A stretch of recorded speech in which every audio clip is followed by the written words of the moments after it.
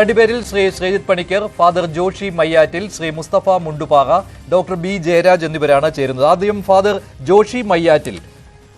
Judicial കമ്മീഷനെ നിയമിക്കുന്ന സമയത്ത് തന്നെ വളരെയധികം എതിർപ്പുണ്ടായിരുന്നു. ഇങ്ങനെ ഒരു കമ്മീഷൻ കൊണ്ട് ഒരു കാര്യവുമില്ല, മുനമ്പം ജനതയ്ക്ക് നീതി കിട്ടാൻ, വഖഫ് വിഷയം പരിഹരിക്കാൻ ഇത് ഉപയോഗപ്പെടുകയില്ല എന്ന് അന്ന് തന്നെ വിലയിരുത്തൽ ഉണ്ടായതാണ്.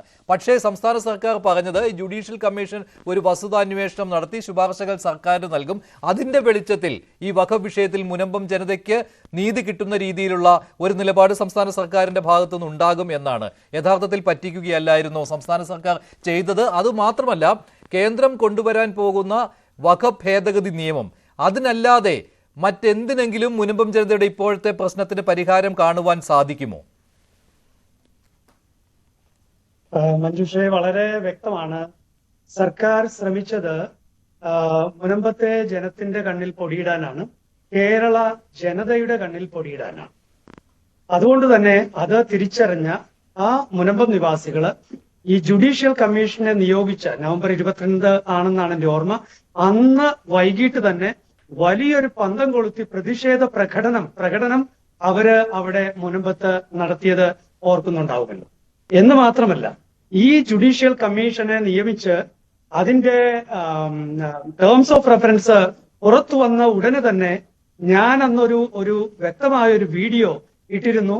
സർക്കാർ ഇതുപോലെ ജനത്തെ പറ്റിക്കാൻ തയ്യാറാകരുത്, നിങ്ങൾ ഒന്നും ചെയ്യേണ്ട, ഒന്ന് മാറി നിൽക്കാമോ എന്നാണ് ചോദിച്ചത്. കാരണം വഖഫ് അല്ലാത്ത ഒരു ഭൂമിയെ വഖഫായി വഖഫ് ബോർഡ് അവകാശവാദം ഉന്നയിച്ച് പിടിച്ചെടുക്കുന്ന, ഒരു കൊള്ള നടത്തുന്ന ഒരു അവസ്ഥ ഇവിടെ കേരളത്തിൽ ഉണ്ടായിട്ട്, അവിടെ ഇത് വഖഫ് അല്ല എന്നുള്ള വസ്തുതയെ, യാഥാർത്ഥ്യത്തെ വെളിവാക്കാനായി സർക്കാരിന്റെ കയ്യിലുള്ള രീതികളെല്ലാം ശ്രമിക്കേണ്ടതിന് പകരം ഇതുപോലെ ഇത് വഖഫാണ് എന്നുള്ള മുൻവിധി നിലനിർത്തിക്കൊണ്ട് ഇത്തരത്തിലുള്ള ചില കണ്ണിൽ പൊടിയിടൽ പരിപാടികള് സർക്കാർ ചെയ്യുന്നത് ഒട്ടും ആശാസ്യമല്ല. ഹൈക്കോടതി വിധി വായിച്ചു നോക്കുമ്പോഴും മുനമ്പം ഭൂമി വഖഫ് ഭൂമിയാണെന്ന് ഇതിനകം തന്നെ വഖഫ് ബോർഡ് കണ്ടെത്തിയിട്ടുണ്ടല്ലോ. അതിനാൽ ഇനി എങ്ങനെയാണ് മറ്റൊരു അതോറിറ്റിക്ക് ഇതിൽ നിലപാടെടുക്കാൻ കഴിയുക എന്ന് ഹൈക്കോടതി ചോദിച്ചതോടുകൂടി വഖഫ് ഭൂമിയാണ് മുനമ്പത്തേത് എന്ന നിലപാടെടുത്തവർ, അത് ഉച്ചത്തിൽ പറഞ്ഞ ആളുകൾ, അവർക്ക് അനുകൂലമായ ഒരു വിധി എന്ന രീതിയിൽ പോലും ഇതിനെ വ്യാഖ്യാനിക്കാമല്ലോ. അപ്പോൾ മുനമ്പം ജനതയ്ക്കെതിരെയുള്ള ഒരു വിധി പോലുമായി മാറിയിരിക്കുകയാണല്ലോ. അതിന് കാരണക്കാർ സംസ്ഥാന സർക്കാരുമായി. ഒരിക്കലുമില്ല, ഇത് മുനമ്പം ജനതയ്ക്കെതിരെയുള്ള വിധിയല്ല, ഇത് സർക്കാരിന്റെ തട്ടിപ്പിനെതിരെയുള്ള വിധിയാണ്. ഇത് തട്ടിപ്പാണ് തിരിച്ചറിഞ്ഞുകൊണ്ടാണല്ലോ മുനമ്പം ജനതയും ഈ ജുഡീഷ്യൽ കമ്മീഷനെതിരായിട്ട് ശക്തമായ നിലപാട് എടുത്തത്. ഓർക്കുക, ഇവിടെ ഇന്നത്തെ വിധിയിലൂടെ മുനമ്പം ജനതയ്ക്ക് ഇനി തീർച്ചയായും ഏക പ്രതീക്ഷ അത് നിയമ ഭേദഗതി ബില്ല് പാസ്സാവുകയാണ് എന്ന് അടിവരയിട്ട് സ്ഥാപിക്കപ്പെട്ടിരിക്കുകയാണ്. പക്ഷെ അത് ഇടതുപക്ഷ മുന്നണികൾ അതിനെ സമ്മതിക്കുകയില്ലല്ലോ. ഫാദർ ജോഷി മയ്യാറ്റിൽ, ഇവിടെ കേരളത്തിൽ ഇടതുപക്ഷത്തിന്റെയും വലതുപക്ഷത്തിന്റെയും ഭരണപക്ഷത്തിന്റെയും പ്രതിപക്ഷത്തിന്റെയും നിലപാട് എന്ന് പറയുന്നത് ഈ വഖഫ് ഭേദഗതി ബിൽ പാസ്സാകരുത് എന്നാണല്ലോ. പക്ഷേ നിങ്ങളെല്ലാവരും പറയുന്ന കാര്യം മുനമ്പം ജനതയ്ക്ക് നീതി കിട്ടണമെങ്കിൽ കേന്ദ്ര സർക്കാരിന്റെ ആ നിലപാടിന് അംഗീകാരം കിട്ടണം എന്നാണല്ലോ. ഇന്നത്തെ ഹൈക്കോടതി വിധി വായിച്ചു നോക്കുമ്പോഴും അതല്ലാതെ മറ്റൊരു പോംവഴി ഇല്ല എന്ന് മനസ്സിലാവുകയാണോ?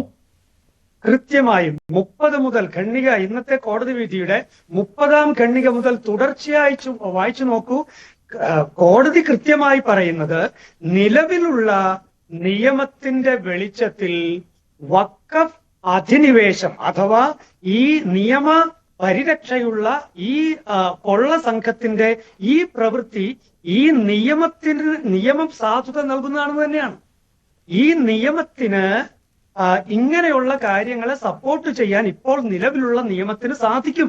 അതുകൊണ്ട് നിലവിലുള്ള നിയമം വെച്ച് ഇങ്ങനെ ഒരു വിധി മാത്രമേ വരികയുള്ളൂ എന്ന് വ്യക്തമാക്കിയല്ലേ. അതിനെതിരായി സർക്കാരിനോ മറ്റാർക്കോ എന്ത് ചെയ്യാൻ കഴിയും? ഇവിടെ വളരെ വ്യക്തമാണ്. മുസ്ലിം ലീഗ് ഉൾപ്പെടെയുള്ള പാർട്ടികൾ പറയുന്നുണ്ടല്ലോ, രമ്യമായി പരിഹരിക്കണം. ഇന്നും ശ്രീ കുഞ്ഞാലിക്കുട്ടി പറയുന്നുണ്ടായിരുന്നു, ഇത് ചർച്ചയിലൂടെ ഒരു രമ്യതയിലൂടെ തീർക്കണമെന്ന്. അപ്പൊ നിലവിലുള്ള വഖഫ് നിയമം എന്താണെന്ന് ഇദ്ദേഹം മനസ്സിലാക്കിയിട്ടുണ്ടോ? വഖഫ് നിയമം എന്താണെന്ന് മനസ്സിലാക്കിയിട്ടുള്ളവർക്ക് ഒരു മീഡിയേഷനിലൂടെ തീരാവുന്ന വിഷയമല്ല ഇത് എന്ന് തിരിച്ചറിയാൻ കഴിയും. അപ്പൊ ഒരു മീഡിയേഷനിലൂടെ തീർക്കാം എന്നുള്ള UDFന്റെ പറച്ചിലുകള് അതിനോട് അല്പം പോലും യോജിക്കാൻ മുനമ്പംകാർക്ക് സാധിക്കില്ല. വഖഫ് നിയമം പഠിച്ചിട്ടുള്ളവർക്കും സാധിക്കില്ല. മാത്രമല്ല ഇതിൽ കോടതി താങ്കൾ പറയുന്ന 30ാമത്തെ ഖണ്ഡികയിൽ തന്നെ അവസാനം പറയുന്ന കാര്യം, ഇപ്പോൾ സർക്കാർ തന്നെ വെളിയിൽ പറഞ്ഞിരിക്കുന്ന ഒരു കാര്യം എന്ന് പറയുന്നത് നിലവിലെ വഖഫ് നിയമത്തിലെ 97ാമത്തെ സെക്ഷൻ അനുസരിച്ച് സർക്കാരിന് ഇടപെടാൻ കഴിയും എന്നതിലാണല്ലോ. അങ്ങനെ ഒരു വസ്തുതാ അന്വേഷണ പരിശോധന ജുഡീഷ്യൽ കമ്മീഷൻ നടത്തി ആ ശുപാർശ കിട്ടുമ്പോൾ സർക്കാർ ഒരു തീരുമാനത്തിലേക്ക് വരാമെന്ന്. പക്ഷേ അതിന് പോലും ഹൈക്കോടതി തടസ്സം തന്നെയാണ് പറയുന്നത്. Further if the deed under consideration is a Waqf deed, even the government is prohibited from issuing any directions contrary to such a deed as per the section 97 of the act എന്ന് പറയുമ്പോൾ ഈ 97th section പോലും നിലവിലെ നിയമത്തിലെ അത് ഉപയോഗപ്പെടുത്തുവാൻ സംസ്ഥാന സർക്കാരിന് കഴിയില്ല.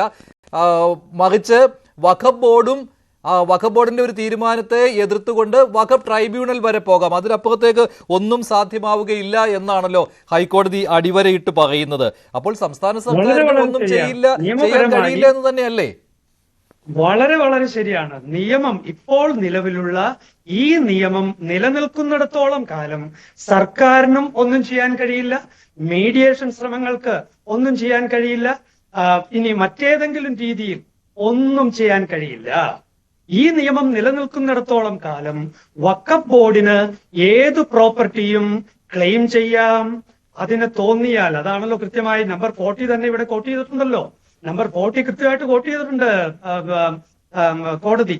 അപ്പോ വളരെ വ്യക്തമാണ്, ഈ നിയമം നിലനിൽക്കുന്നിടത്തോളം കാലം ഏത് ഭൂമിയും, കേരളത്തിലെ ആരുടെയും ഏത് ഭൂമിയും വഖഫ് ബോർഡിന് റീസൺസ് ടു ബിലീവ്, അത് വഖഫാണെന്ന് റീസൺ ടു ബിലീവ് ഉണ്ടെങ്കിൽ പിന്നെ അവർക്ക് തോന്നുന്ന ഇൻഫർമേഷൻ കളക്ട് ചെയ്ത്, അത് അങ്ങനെ തന്നെ പറയേണ്ടി വരും. കാരണം സ്പെസിഫൈ ചെയ്തിട്ടില്ല എന്ത് ഇൻഫർമേഷൻ കളക്ട് ചെയ്യണം, പറഞ്ഞിട്ടില്ല. പക്ഷേ വഖഫ് ഭേദഗതി ബില്ലും പിന്നെ അതിനുശേഷമുള്ള JPCയുടെ റിപ്പോർട്ടും വായിച്ചു നോക്കുമ്പോൾ ഇതിനെ എല്ലാം മറികടക്കുന്ന രീതിയിലുള്ള ഭേദഗതിയാണ് വരാൻ പോകുന്നത്.